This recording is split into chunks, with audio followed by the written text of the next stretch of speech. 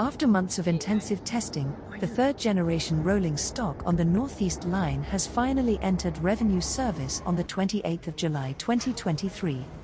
While many enthusiasts consistently fire criticism at the new rolling stock for being too similar to the C851E, and on the other end of the spectrum intensely stalking the train during its tests, is the hype justified? Let's find out together in this video.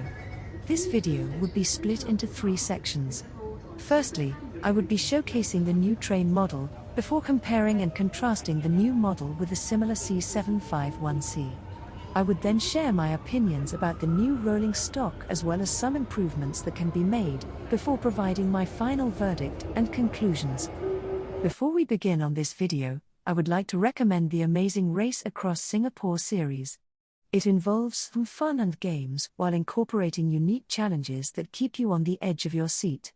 For those wondering, episode 4 will be coming soon, do stay tuned for that. Without further ado, let's get started.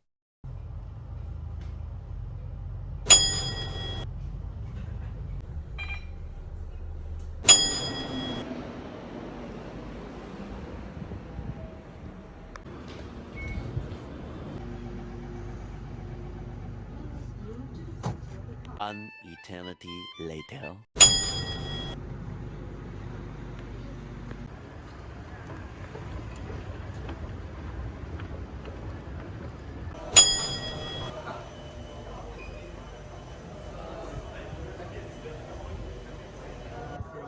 What? L.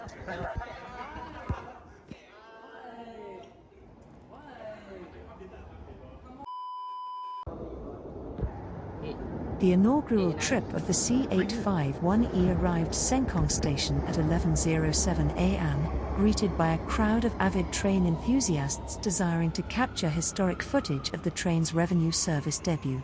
The first train set to enter revenue service was 7089 and 7090. The train just left Sengkang Depot to Sengkang Station to start its first short stunt to Punggol, before returning down the line to Warsaw Harbour Front. Upon entering the train, almost everything resembled the older C851E rolling stock. The seats, route displays, hand grips, flooring and lighting, you name it, were all essentially identical.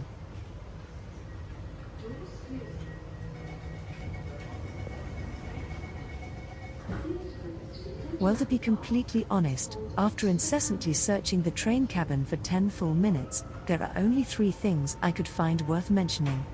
Unfortunately.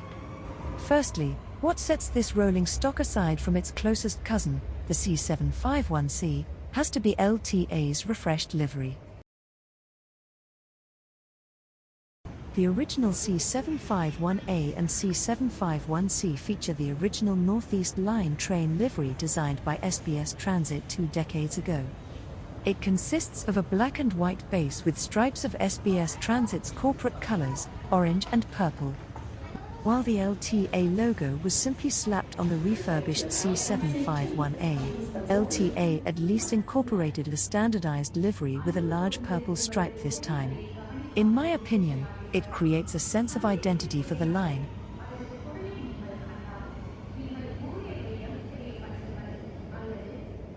Secondly, of course, would be the new train smell. Unfortunately, of course, I would not be able to enable you all to experience this through video, so I'll leave it up to your imagination. Last but not least, after desperately attempting to find differences from its older cousin, the C851C, that would be the builder plate. The C851E trains were manufactured in 2023, while on the other hand the C851C trains were manufactured back in 2015. In all seriousness though, the final difference goes rather unnoticed by commuters. That would be the real-time condition monitoring systems which can help identify train faults before issues can belong into severe issues. This thus improving reliability and performance, as well as makes maintenance easier from a technician's perspective.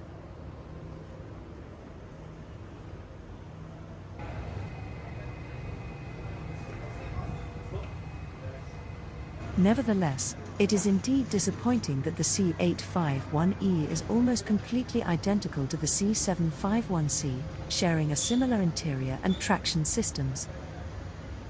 Interestingly, the new DRMD, Dynamic Route Map display, which was implemented on the refurbished C751Es were not implemented, which is a huge letdown. It could have been fairly easy implemented as the cutout could fit a full LCD display. Even though the C851Es were ordered later than the R151s which featured the DRMD, it wasn't a feature on the third generation Northeast Line trains somehow. From another perspective though, the current blinking route maps maintain an edge in terms of reliability, as one small malfunctioning pixel would not lead to the whole system failing, unlike what we have seen for the digital route map displays. It would have been great if the C851E could incorporate the overall interior design of the refurbished C751A with light purple seats and redesigned hand grips, which I felt are more comfortable. To much relief, perch seats were not included this time round. Honestly, as proven on the R151, commuters utilizing these seats take up the same space as a sitting commuter, making them basically inferior to seats while not offering the benefit of freeing up cabin space and increasing capacity. I'm also not quite sure why Punggol Coast wasn't included in the in-train route maps, considering that a sticker could just have been placed over the map before the inception of the new station. Maybe because the map designer at LTA hasn't come up with the map yet? I'm not sure why they would want to do this before stripping the current maps off in less than a year should Punggol Coast's opening goes to plan. Perhaps it's a sign that maybe the current opening date of 2024 would not be realized? Only time will tell.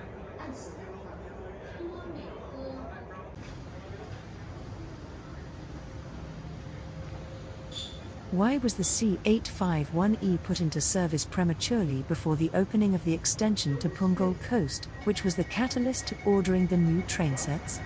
The most probable reason was to accelerate the refurbishment program of the C751A trains. Previously, with the Northeast Line having insufficient excess train sets, only 1 to 2 C751A trains could be refurbished at one go. This problem has been solved with the introduction of the new train sets, allowing the refurbishment or the first-generation rolling stock to be progressed faster. This likely also is the reason why the Circle Line C851Es are not entering service until the CCL6 opens in 2026, since there are sufficient train sets as the C830s are not yet due for refurbishment. Overall, my final verdict: is the debut of the C851E worth hyping? As much as I would hate to say this, I do not think so. It would have been ideal for the new train to have inherited its interior design from the newer refurbished C751A. In my opinion, from my observations, the C851E, which was more technically similar to the C751Cs than the C751Es, was likely designed to achieve commonality with similar C751C trains, cutting maintenance costs and easing operations, which is of course a priority for LTA. As a train enthusiast, we have to acknowledge that our desires may not result in the best results in the real world, where money is a finite resource. To conclude, the C851E experience can be replicated easily on the C751C and vice versa, making this debut unfortunately not being very significant in my opinion. Thank you for watching this video. I hope that you have learned something new. If you have enjoyed watching this, please leave a like and subscribe to my channel. Do also consider purchasing super thanks so that I would be able to produce more great content for you all. Goodbye, and see you soon.